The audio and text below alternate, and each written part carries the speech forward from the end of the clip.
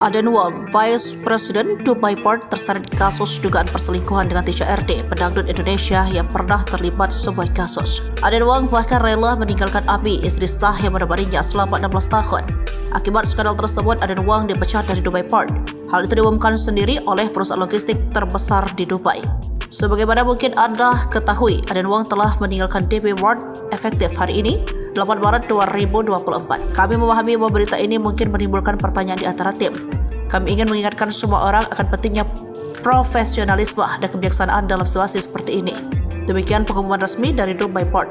Dilansir dari laman Glassdoor, perkiraan gaji Aden Wong sebagai Vice President adalah 3,2 miliar rupiah per tahunnya. Artinya, dalam satu bulan gaji Aden Wong menyentuh angka lebih dari 268 juta rupiah.